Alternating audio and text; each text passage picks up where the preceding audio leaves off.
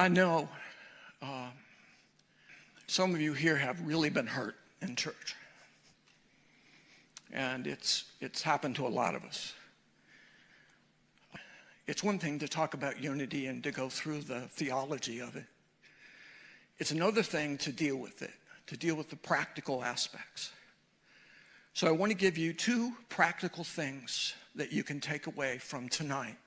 Two things that God showed me through pain, through experience, that I hope you can use in your life. I'm going to share with you a deeply personal story, and I'm going to withhold all the details, and I'm changing the name. I had someone that is very precious to me, a friend that I've known almost my whole life. We were very close, and this friend did something. It was like the ultimate betrayal. It was just unimaginable. And everyone who heard about this just was like, what? That's incredible. At first, I was just so hurt. And then I became angry. Oh, so angry. I was so angry. And the anger just started chewing at me. Every time I thought about it, I got more and more angry. And the anger turned into rage. This went on for like 10 days. Now, my personality is, I can get angry pretty quickly, but I'm a rocket. I go up and then I come down, and then I have to clean up the mess I've made because I got mad, That's Karen, she knows, almost 30 years of putting up with a rocket, But the point is, I couldn't. How could I forgive this person? What they did hurt somebody I love. And yet, I love my friend. I just couldn't let go.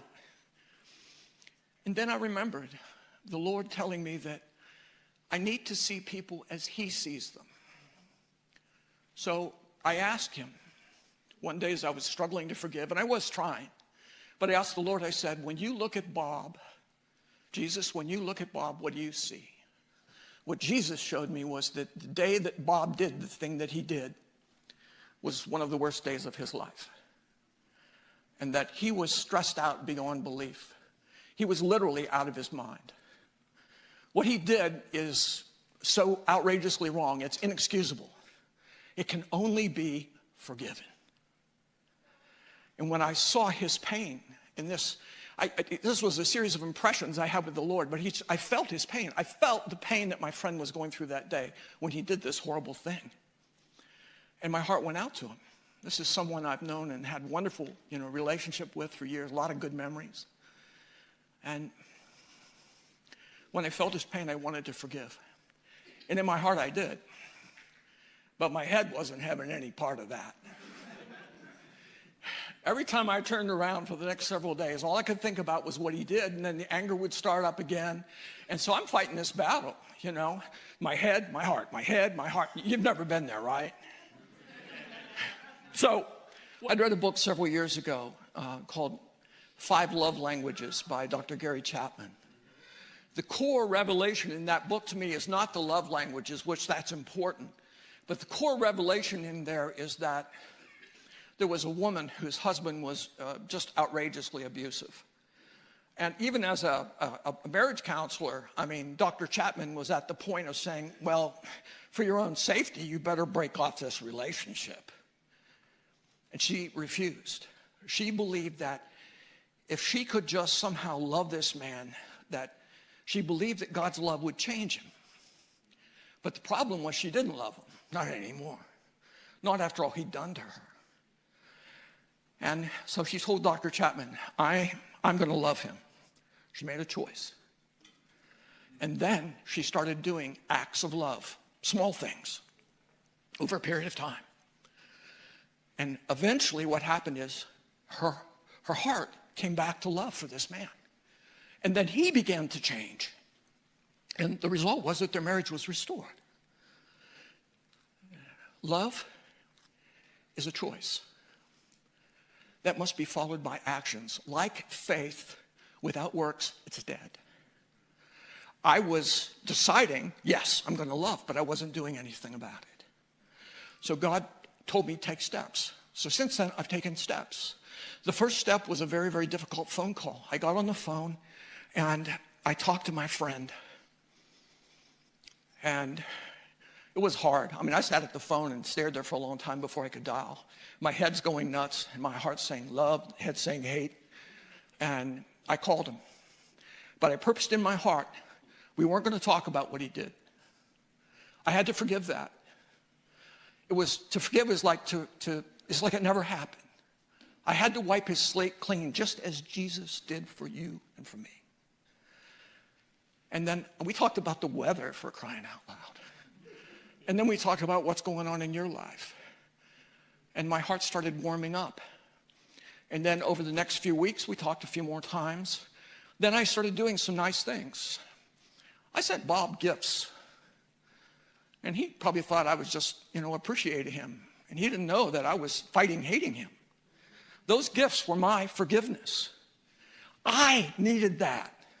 It's what I needed to break free from the offense, to break free from the pain that I was in. And as I did that, I did break free. I have a great relationship with Bob today. Bob is still the same wonderful guy he was and always has been, except for that one horrible day.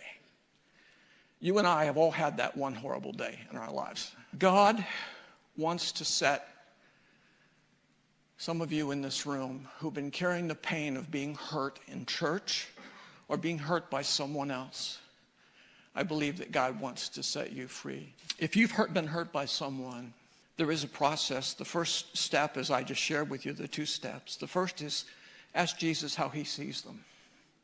And as he shows you the worth that he placed in that person, the value that he placed in that person, they may be hiding it really well, but it's there. And as he does that, and then as you decide to love them, or in many cases, it's going to be decide to forgive them, and then you take active steps toward doing that, your love for that person will be restored.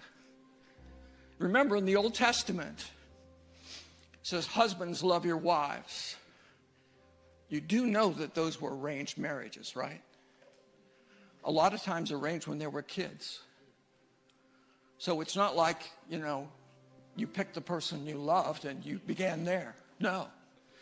Can you imagine? You marry someone, sometimes people were even from different villages or whatever, and they somehow know of each other and the families arrange the marriage, and you show up and, it's your wedding, and then everybody leaves and it's your wedding night and you're with a stranger.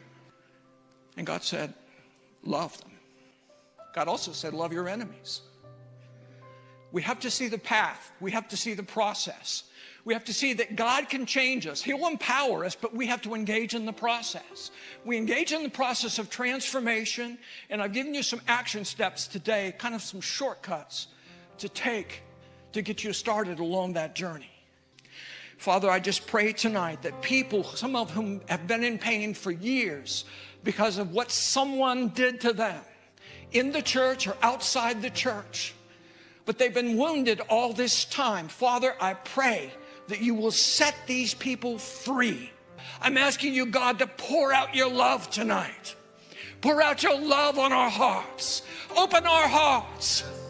Oh, I thank you and I praise you, Lord God. Open up some of these wounds. We don't want to touch them. They've been there too long. Open our hearts, oh God. Just with the faith and the realization you want to take away the pain. Thank you so much for listening to this message. It really is my heart's greatest prayer that you would be set free from the pains of your past. This message is from the Harbor Church in South Florida, which is my home church. I've included a link to the entire message. Until next time, God bless.